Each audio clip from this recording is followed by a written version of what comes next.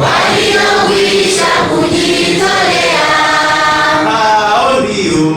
Ripoti zasema Africa TV kutokea visiwani Zanzibar. Hili ni kongamano lililoandaliwa na taasisi ya sayansi chuo cha Karume kwa ajili ya vijana wasomi Tanzania kuelekea maadhimisho ya miaka 62 ya mapinduzi visiwani hapa. Hafla iliyofanyika katika chuo cha kampasi ya Karume Mbweni, wilaya ya Magharibi, mkoa wa Mjini Magharibi Unguja. Ndugu washiriki wa kongamano, tunawalenga vijana kama ni viongozi na wabunifu wa leo na wala sio wa kesho kwa sababu zifuatazo.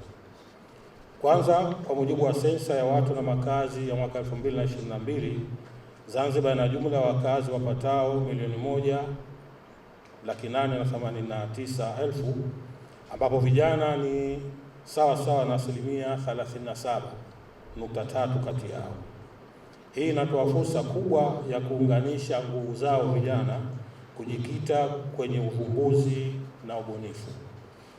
Pili, vijana wetu wanakuwa katika ulimwengu wa kidijitali wenye zana na vifaa vinavyohitaji utaalamu, ujuzi na maarifa ya kuendeleza ubunifu wa teknolojia.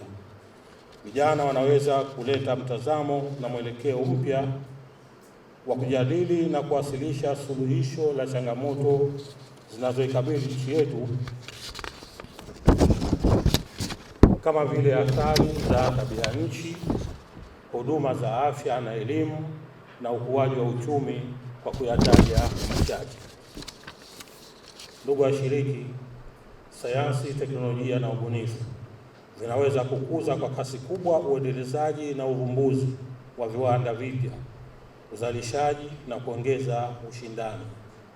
Pia vinaweza kuendeleza maisha ya watu na kuyapatia ufumbuzi changamoto kubwa zinazoikabili nchi yetu kwenye huduma za afya, elimu, kilimo na nishati, na huwawezesha vijana kuanzisha biashara, kupata ajira na kuimarisha ujasiriamali. Sayansi, teknolojia na ubunifu vinawashajiisha vijana kufikiria kitaalamu zaidi na kubuni na kuvumbua suluhisho kwa changamoto halisi za kiulimwengu. Kukuza ushirikiano kati ya taasisi za elimu, viwanda na serikali katika kuwapatia vijana ujuzi, utaalamu na maarifa yanayohitajika katika ulimwengu huu unaobadilika kwa kasi kubwa sana kiteknolojia. Lengo la kongamano hili leo ni kuwapa wanafunzi na vijana wote historia ya mapinduzi, lakini kujua maendeleo ya sayansi na teknolojia kwa miaka hii ya baada ya mapinduzi yetu ya Zanzibar. Kama tunavyoelewa, katika mwaka huu wa 2026 taasisi yetu inaweza kutimiza miaka 60 toka uanzishaji kwake.